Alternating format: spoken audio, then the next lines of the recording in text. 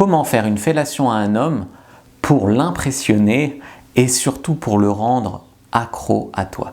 Si tu me découvres, je suis Fabrice Julien, coach auteur, expert en séduction et sexualité, notamment auteur du guide de la fellation que tu peux retrouver sur ma boutique en ligne Fabrice Julien Secret.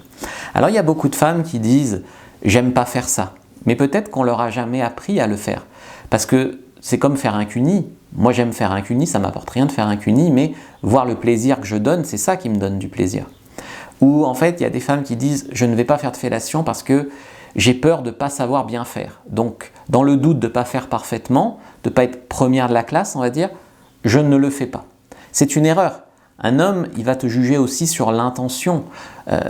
Si vous voulez être première de la classe en sexe, vous allez sur ma boutique en ligne, vous prenez le guide de la bonne amante, le guide de l'oral et le guide du lâcher-prise sexuel, et voilà.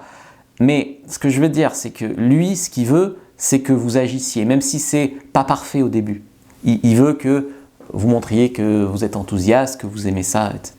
L'anticipation, ça compte avant une fellation, embrasser son lobe de l'oreille, mettre son doigt dans ta bouche, lui dire des choses comme « t'as envie que je te suce », ce genre de choses-là.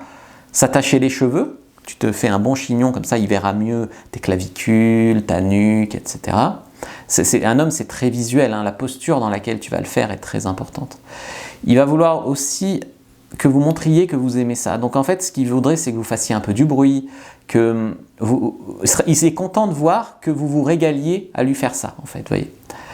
Après, au niveau des mouvements, ben, tu peux faire des mouvements avec ta langue à l'intérieur de la bouche, et également des mouvements de main. Moi, je t'encourage à faire une fellation avec la main et la bouche.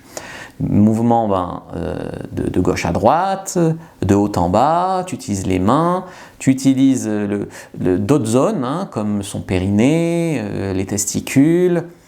Le edging, c'est une bonne technique aussi, c'est-à-dire que tu lui fais une fellation, tu l'approches de l'orgasme, et avant qu'il finisse, tu t'arrêtes. Il redescend, tu le remontes près de l'orgasme, avant qu'il s'arrête, tu finis, tu redescends, remonte, redescends, remonte, etc. Et à un moment, tu le laisses partir et tu le soulages et ça part, quoi. Après, vous pouvez avaler, vous pouvez recracher, vous pouvez le faire éjaculer sur votre corps ou ensuite vous pouvez passer à la pénétration et du coup il finira dans le préservatif. Donc ça c'est important. Vous pouvez aussi donner plus de saveur à vos fellations, par exemple en privant un sens. C'est bien connu que quand on prive un sens, les autres sont décuplés. Donc par exemple, vous pouvez lui bander les yeux. Et évitez de l'embrasser sur la bouche juste après. Il y a beaucoup d'hommes qui n'aiment pas cette odeur, même si c'est leur propre pénis. Ils n'aiment pas cette odeur-là, donc essuyez-vous la bouche sur un drap ou embrassez ailleurs en tout cas avant de revenir sur le... Et puis surtout communiquez. Demandez-lui, t'aimes quand je te fais ça, tu veux plus vite, moins vite. Voilà, n'hésitez pas vraiment à communiquer, à montrer de l'enthousiasme et à travailler votre technique, comme je disais, avec le guide de la fellation.